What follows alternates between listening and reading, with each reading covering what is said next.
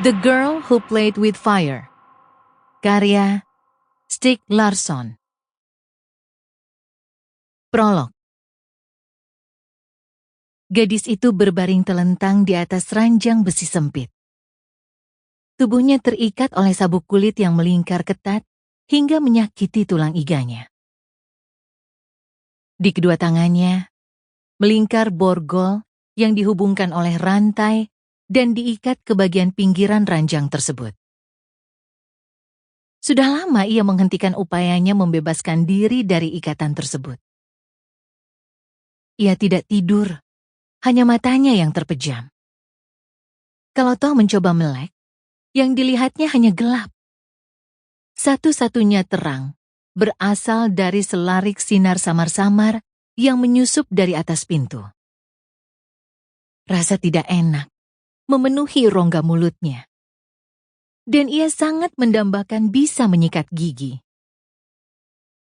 Ia mencoba mendengarkan, kalau-kalau ada langkah kaki mendekat yang berarti lelaki itu datang.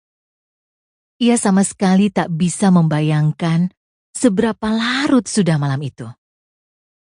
Tapi, ia bisa menduga, sudah terlalu malam bagi lelaki itu untuk mendatanginya. Getaran tiba-tiba di ranjang memaksanya membuka mata.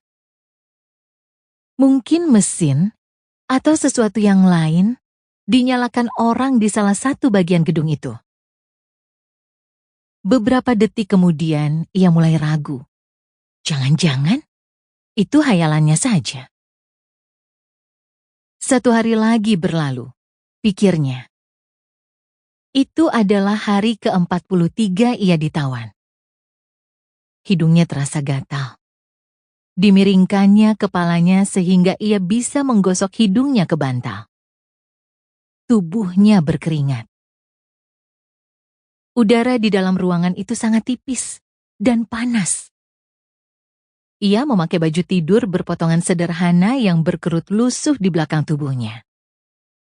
Kalau ia menggerakkan pahanya, dengan bersusah payah, ia bisa memegang ujung bajunya dengan dua jari dan menariknya sedikit ke bawah.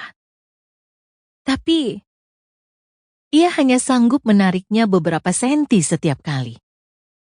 Berganti-ganti, kiri lalu kanan, ia mencoba memperbaiki letak pakaiannya di kedua sisi tubuhnya. Namun, sejauh ini ia masih merasakan gumpalan kain mengganjal punggungnya. Kasur di bawahnya terasa keras dan tidak rata. Keterasingan yang dalam membuatnya bisa merasakan semua jenis ketidaknyamanan, betapapun kecilnya.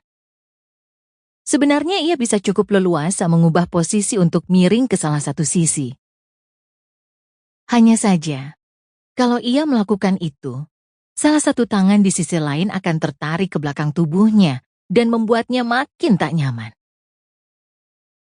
Ia tidak takut. Ia hanya merasakan kemarahan terpendam yang amat dalam.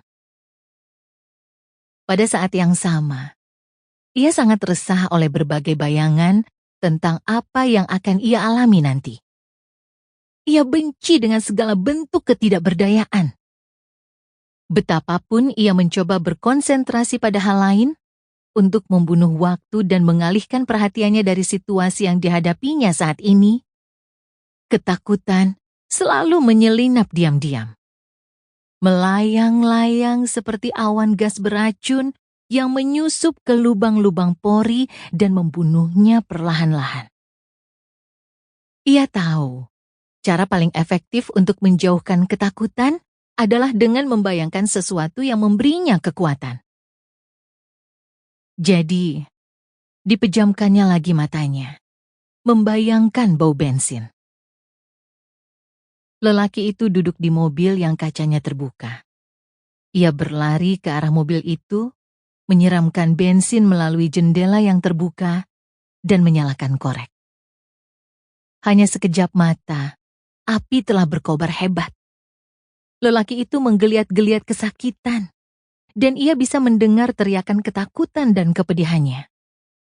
Ia mencium bau Sample complete. Ready to continue?